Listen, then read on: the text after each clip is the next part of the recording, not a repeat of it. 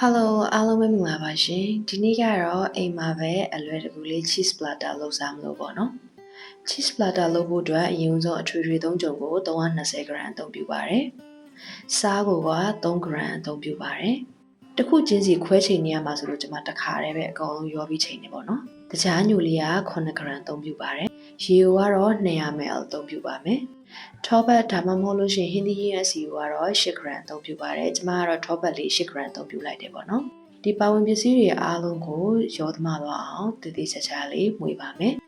ကိုကလက်နဲ့ပဲနေစင်နေဆိုလည်းရတယ်ပေါ့နော်ကျွန်မကတော့အရင်ဆုံး spatula လေးနဲ့မှုလိုက်ပါတယ်ပါဝင်ပစ္စည်းတွေအားလုံးကိုရောသမသွားအောင် spatula လေးနဲ့အရင်မှုပြီးတော့မှလက်နဲ့နေမှာဖြစ်ပါတယ်ရှင်ရေကတော့200 ml အသုံးပြုထားတယ်ပေါ့နော်ရေအရင်များသွားမှာဆိုလို့ရေကိုခွဲထည့်ပြီးတော့မှုနေတာဖြစ်ပါတယ်ရှင်အားလုံးရောသမသွားအောင်မှုပြီးပြီဆိုလို့ရှိရင်တော့ကျမတို့တွေလက်နဲ့9မိနစ်လောက်ထိကိုနေလိုက်ပါမယ်နော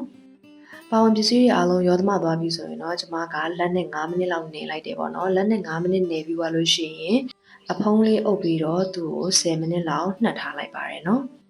်ဒါလေးကတော့10မိနစ်လောက်နှက်ထားတဲ့အနေအထားလေးဖြစ်ပါတယ်10မိနစ်လောက်နှက်ပြီးပြီဆိုလို့ရှိရင်တော့ကျမတို့မုံနေမဲ့ဘန်းလေးကိုထောပတ်လေးတွေအနေငယ်တုပ်လိုက်မယ်ပေါ့နော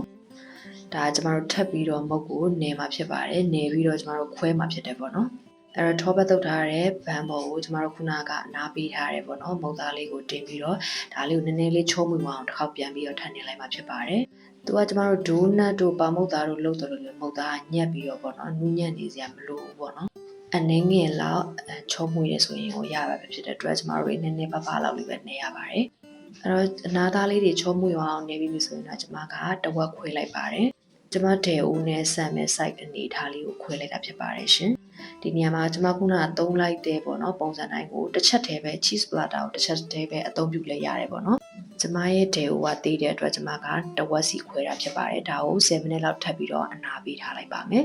7မိနစ်လောက်အနားပေးပြီးဆိုလို့ရှိရင်တော့7မိနစ်လောက်အနားပေးပြီးဆိုလို့ရှိရင်တော့မုတ်သားတစ်ခုတစ်လုံးကိုယူလိုက်မယ်ပေါ့နော်ဒလိတ်တုံးနဲ့ပဲဖြန့်လက်နဲ့ပဲဖြန့်လို့ရပါတယ်ကျမကလက်ကို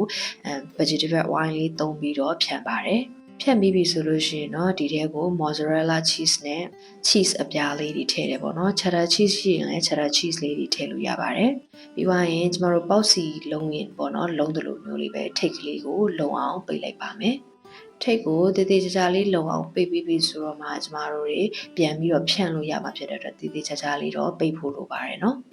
်မုတ်သားလေးကအစင်းသစ်ဖြစ်သွားပြီဆိုရင်တော့ကျမတို့ဒေအိုးတွေကိုထောပတ်လေးတုပ်ပြီးတော့ဒီမုတ်သားလေးကိုဖြည်းဖြည်းချင်းဖြန့်ပေးသွားပါတယ်ဒီဒေအိုးတွေကိုထည့်ပြီးတော့ကျမတို့လက်လေးနဲ့ပဲပေါ့နော်ဒီဒေအိုးနဲ့ကွက်တီ size လေးဖြစ်အောင်လို့ဖြည်းဖြည်းချင်းစီဖြန့်သွားပေးပါတယ်ပြီးသွားရင်ကျမတို့ထောပတ်ကလေးနဲ့မီးအလယ်လက်လောက်လေးနဲ့ပေါ့နော်ဖြည်းဖြည်းချင်းကြော်နေနေပေါ့နော်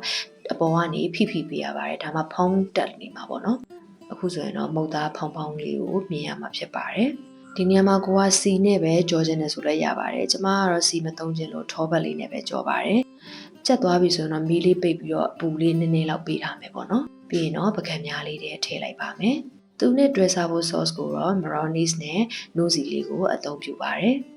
mayonnaise နဲ့နိုးစီနဲ့ကိုစားတူလေးထည့်ပြီးတော့တည်တည်ချာချာလေးမွေးသွားပြီးမှဖြစ်ပါတယ်ဒီ sauce လေးကလည်းဒီ cheese platter လေးနဲ့လိုက်ဖက်တယ်ပေါ့နော်အီစိတ်လေးနဲ့စားလို့ကိုမှအရန်ကောင်းပါတယ်ဒီပလာတာကပေါ့နော်ကျမတို့အချက်ကြီးမဟုတ်ပဲနဲ့ကျမတို့အပြင်မှာဆိုင်တွေမှာရောင်းလို့တယောက်စားအချက်ကလေးတွေပေါ့နော်အဲ့လိုလုပ်လဲရပါတယ်ပထမတော့ကျမတခါတည်းပဲလုပ်ပြမှုပေါ့နော်ဒါပေမဲ့ကျမဒူးရင်းမလိုက်ပလာတာလေးလည်းလုပ်ဖို့ရှိသေးတာမို့လို့အဲကြတော့မှပဲတခါတည်းပေါင်းပြီးတော့လုပ်ပြပါတော့မယ်ရှင်တယောက်စားအချက်ကလေးတွေကလည်းအလုပ်ရတာပို့ပြီးတော့လွယ်ကူပြီးအဆင်ပြေတယ်ပေါ့နော်ကျမပူနေလို့ဒါလေးတို့ဓာလေးနဲ့ဆေးပြလိုက်တာအမှန်တန်ဆိုလို့ရှိရင်သူ့အချက်တိုင်းလေးကိုမှလေဆွဲပြီးဖြဲလိုက်တဲ့ခါကျရင် mozzarella cheese ရဲ့အပြင်တန်းလေးတွေကိုမြင်ပြီးတော့ပေါ့နော်စားလို့အရန်ကောင်းမှာဖြစ်ပါတယ်တော်တော်များများကလည်း mozzarella cheese ဆိုလို့ရှိရင်ဒီလိုအဆွဲလေးတွေကိုကြိုက်ကြတာဆိုတော့လေဒီလိုမစိတ်ပင်နဲ့ကိုယ့်ဘာသာကိုဆွဲဖြဲပြီးတော့စားလိုက်တဲ့ခါကျလို့ရှိရင်mozzarella cheese ရဲ့အပြင်တန်းလေးတွေနဲ့အဆွဲလေးနဲ့တော်တော်လေးကိုပိုက်မှာဖြစ်ပါတယ်အဲ့တော့နောက်ဗီဒီယိုကြမှာပဲကျွန်မတယောက်စားပလာတာချက်ကလေးတွေကိုလည်းလုပ်ပြပါဖြစ်ပါတယ်ပြီးတော့ဒူးရင်မလိုက် cheese platter လေးလည်းလုပ်ပြပါအောင်မယ်ရှင်ဒီနေ့ဗီဒီယိုလေးကတော့ဒီလောက်ပါပဲရှင်ကျွန်မရဲ့ဗီဒီယိုလေးကိုအဆုံးလေးကြည့်ရှုပေးကြတဲ့တူတယောက်ချင်းစီတိုင်းကိုအထူးပဲကျေးဇူးတင်ရှိပါတယ်နော်နောက်တစ် vlog မှာပြန်တွေ့ပါမယ်ရှင်အားလုံးပဲ bye bye